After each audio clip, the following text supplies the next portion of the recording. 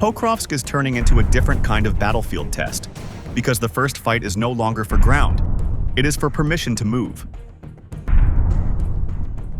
On paper, this looks like another push and another defense line, but in real footage it feels harsher than that, because men step out of cover and the sky starts answering in seconds.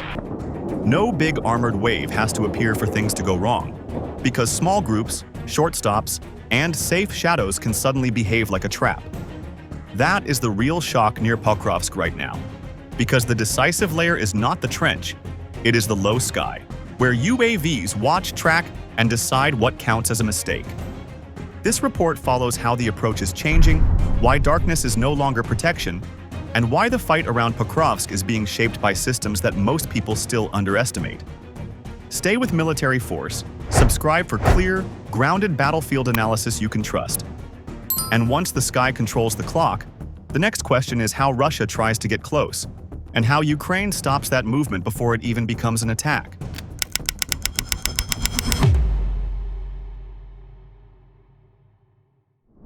Russia is trying to reach Pokrovsk the quiet way, because small groups in bad light can slip farther than a big column that screams on every drone feed.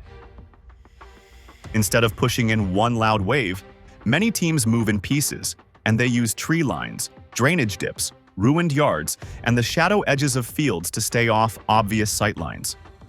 Darkness helps, but it also forces slower steps, and that slow tempo creates a pattern that can be tracked once the air is watching for it. So the approach looks smart at first, yet it still leaves clues, and those clues are what Ukraine is trying to catch before the first rifle is even raised. That is why the battle near Pokrovsk often starts long before the contact line feels it. Fog and low visibility are supposed to be the cover that makes this work, because drones do not see the same way in mist, and because cameras lose detail when the horizon turns flat.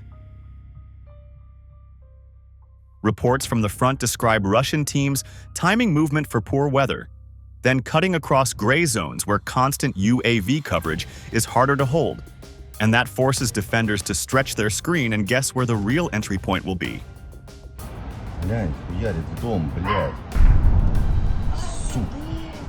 But fog is not a free pass, because it also compresses distance and reduces options, and a unit that cannot see well tends to pause more, bunch more, and move along the same safe edges that everyone else chooses. Those habits can be read like footprints, even when the view looks empty. And once that pattern forms, the weather stops acting like protection and starts acting like a filter that highlights the same mistakes.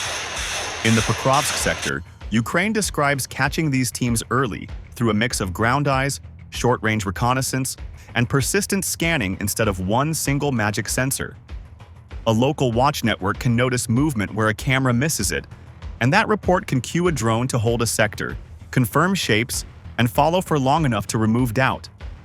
Small details become decisive in that phase, because disturbed grass, fresh tracks, a sudden stop near a tree line, or a brief heat signature in a gap can separate random noise from an actual approach. Once a team is tagged, the goal is not to wait for a dramatic clash, but to keep contact at a distance and let the targeting chain tighten. That is how an infiltration can become a spotted problem while it still thinks it is invisible. The key point is that many of these groups get hit while they are still setting up, not while they are already inside the defenses. If a team is stopped during the move into position, it loses the one advantage it had, which was surprise, and it is forced into a scramble that burns time, breaks spacing, and creates more exposure. Even a simple decision like holding still to listen can be costly, because it freezes a target long enough for a second look from above, and it gives the defender a clean moment to confirm what is being watched. That early disruption also matters for the bigger fight, because it interrupts coordination, delays follow-on teams, and turns a planned probe into a sequence of isolated problems. And when the approach begins to fail at the entry stage, the question shifts from how close can they get to how many tries can they afford. FPV drones are now built to punish exposed infantry because a person who is slow, visible, or paused turns into a live target instead of a hard problem. When soldiers have to cross open ground, step out of a tree line, or move through a gap between buildings, the drone does not search like older systems. It simply locks onto motion and commits fast. That speed changes the math of survival because the warning comes late, the approach angle can shift in a second, and the impact arrives before a safe decision can form. In many clips from this war, the drone is already close when the target finally hears the buzz. And that is why the moment feels unfair from the ground. That unfair feeling is not magic. It is timing. And timing is the weapon that matters most here. Small arms fire rarely solves this problem because the shooter has to spot a small object, aim at a moving point, and lead a target that is also changing height and direction. Even when someone fires, the drone can come in low, use terrain as cover, and pop up in the last seconds, so the sight picture arrives too late for consistent hits. A rifle also forces a soldier to stand, track, and commit attention upward, and that steals focus from cover, spacing, and the teammates who are also trying to move. So return fire often becomes a stress response, not a real defense, and it can even make the group more visible by creating noise and movement at the worst time. That is why the most common outcome is not a clean shoot-down, but a short burst of panic that makes the target easier to follow. The deeper shift is that getting hit by a drone is no longer a rare event, because drone strikes are now part of daily contact, like patrol clashes used to be. Frontline reports keep describing drones as routine pressure, and that pressure forces infantry to change basic habits, such as how they cross lanes, how long they stop, and how close they stand to each other. A pause that once meant control now becomes a risk window, because the drone operator is watching for the exact moment when someone slows down, gathers, or turns back. A quick regroup that once saved energy can now create a tight cluster, and clusters are the easiest targets for a fast explosive drone. So the battlefield begins to punish normal human behavior, and it rewards discipline that is hard to hold under fear. That is how drone warfare rewrites common sense at the squad level. FPV pressure also breaks organization, because one mistake in the open can drag an entire group into disorder, even if only one person is hit. When a drone dives, people scatter, and scattering breaks communication, spacing plans, and the ability to move as one unit across a danger zone. A team that was supposed to reach a point together can arrive in fragments, and fragments are slower, louder, and easier to track on the next pass.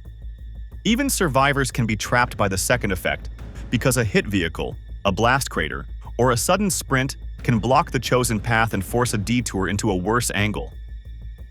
Over time, these small disruptions pile up into a bigger outcome, since delayed movement means delayed resupply, delayed relief, and delayed pressure on the defender. That is why FPV drones do not only reduce manpower, they also steal tempo from the side that needs tempo to attack. And once tempo is stolen, soldiers start reaching for simple tricks to disappear, which is where the story turns to camouflage, heat, and why crude cover often fails under close UAV viewing. Crude cover tricks do not save infantry for long because drones do not judge one frozen image, they judge a pattern over minutes. A raincoat, a blanket, or a piece of sheet metal can dull a heat outline at a distance, and that can feel like protection in the moment. But a UAV does not need to see every detail at once because it can circle, pause, and look again until the picture makes sense. If the target moves even slightly, the invisible idea breaks, because motion is what the camera and the operator both react to first. So the real problem is not only heat, it is behavior. And behavior is hard to hide when fear is pushing decisions. Standing still can also be a trap, because it buys the drone time to solve the scene like a puzzle. When a person locks up and refuses to move, the operator gets clean seconds to adjust angle, change height, and bring the lens into a better line of sight. That matters because terrain hides shapes from one direction, not from all directions, and a drone can choose the direction that ground troops cannot control. A bush that blocks the view from the front may leave a clear side profile from 20 meters to the left, and that side angle is often all a drone needs to commit. This is why do nothing can become the most dangerous choice, since it turns a moving problem into a fixed reference point. And once a target becomes fixed, the strike becomes simple. Close approach changes everything, because crude concealment only works when the observer is far and rushed. As the drone moves in, it can pick up small signals that do not look like much from the ground, such as disturbed grass, a straight edge where none should be, or a shadow that does not match the terrain. Thermal can also reveal contrast around the cover, because a human body warms nearby surfaces and the air around a tight space, even if a layer is placed on top. The operator does not need a perfect outline, since the goal is to confirm there is someone there, then drive the drone into the space that looks safest. That is why footage often shows drones entering gaps, doorways, or tight corners, because those are the places where soldiers choose to pause and where the drone can force a forced end. So concealment fails most often at the moment it is trusted most. This is also why some clips look shocking, because viewers see a person who seems motionless and still gets hit, and it can look like the drone is reading minds. In reality, the decisive information may have been collected earlier, when the person arrived, adjusted gear, shifted weight, or left tracks that made the hiding place obvious to a patient eye. A drone team can watch a sector, mark a spot mentally, and then return after a short gap, and the still target is hit not because it moved at the last second, but because it was already tagged. That time link is easy to miss when only the final seconds are shown, yet it is the core of how these strikes work. So the lesson is not that hiding is useless, but that hiding has become a moving contest that requires constant adaptation, not one simple trick. And when simple tricks fail, the pressure shifts toward vehicles and support nodes, because stopping a truck or cutting a generator can collapse a local effort faster than chasing one soldier at a time. High-value targets near Pokrovsk are often not tanks, because the real fight is about keeping the front fed, moving, and coordinated under constant watch. A truck that carries ammo, water, batteries, or evacuation gear can matter more than a heavy vehicle on a bad day, since one missing delivery can stall a whole platoon. Light transport that stops for even a short break in a tree line or along a dirt track also becomes a bright clue, because stopping creates a fixed point that drones can mark and revisit. So the supply chain at the tactical level turns into a set of small, fragile links, and FPV drones are built to snap those links fast. That is why the story shifts from who has more armor to who can keep movement alive under pressure, and that shift sets the tone for what follows. FPV strikes on trucks and short-halting vehicles work because they hit the moment when speed is already gone. A moving vehicle can dodge and change route, but a vehicle that pauses to unload, turn around, or wait for instructions gives the operator a clean window. In footage from this type of fighting, the strike often lands before anyone finishes a basic task, because the drone is already close by the time the crew realizes it has been found. Even when the vehicle survives, the blast can force abandonment, block the route, or scatter the passengers, and that creates a second loss that does not show up as a burned wreck. So one small hit can trigger a chain of delays that spreads outward, and that chain is what attackers fear when they are trying to build pressure. And once small transport becomes risky, the battle naturally moves toward the support nodes that make a position function. Reconnaissance. UAVs do not only look for people and vehicles, because they also hunt for the signs of a working combat post. A generator is one of the clearest signs, since power means radios, charging stations, lights, and sometimes heaters or cooking, and those details point to where soldiers are actually living. A drone team can also look for antennas, repeaters, cable routes, or a pattern of short vehicle visits, because that behavior suggests a control point rather than a random stop. When those signs line up, the target is no longer one soldier. It is the system that keeps that pocket operating. So the first step is often quiet confirmation, and the strike comes only when the picture is stable enough to matter. That leads directly into the most painful outcome, which is losing local capability without losing a big fight. When a generator is destroyed, the immediate effect is simple, because batteries die, radios go silent, and night work becomes harder. When a control post for drones is hit, the effect is sharper because the unit can lose its eyes and its strike option in the same moment. Even a single damaged vehicle tied to a UAV team can reduce sortie rates, since spare parts, laptops, goggles, and warheads all move through that small footprint. So a precise hit can remove tempo, not just hardware. And tempo is what decides whether a push can be sustained around Pokrovsk. And because tempo is fragile, both sides start treating drone teams as priority targets, which changes how the whole sector behaves. Ukrainian drone units in this kind of environment operate like a layered service, not like one isolated gadget, and that makes them worth hunting. If reconnaissance feeds coordinates, if FPV arrives fast, and if bomb-carrying drones finish what survives, then the defender can stop a buildup before it becomes a real assault. That also explains why Russian forces try to disrupt this network, since taking out the operators can be more valuable than taking a trench that will be contested again tomorrow. The struggle becomes a contest over who keeps the UAV chain working longer, because the side that holds that chain gets to set the daily rules of movement. And when movement rules are set from above, even a quiet roadside stop can feel like a countdown, which is where the story turns toward night fighting, thermal eyes, and the low sky that refuses to sleep. Night work around Pokrovsk now favors the side with better sensors, because thermal imaging turns darkness into a map. A human eye needs light, but thermal needs contrast, so a warm body, a running engine, or a tight cluster can stand out even when the ground looks black.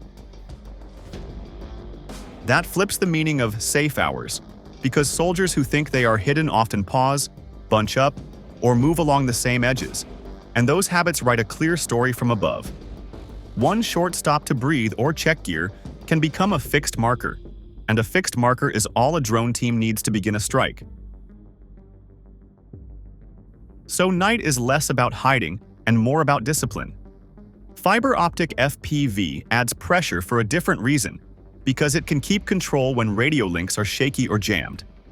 Jamming can disrupt many drones, yet a cable-guided FPV reduces that comfort, since the control signal rides a physical line instead of open air. Cables can snag, break, and limit range, but the old idea of jam it and it drops stops being a plan you can trust. When that shield is not guaranteed, routes lose predictability, and units are pushed into slower patterns that cost time and energy. That is how fear becomes a schedule problem, not just a combat problem.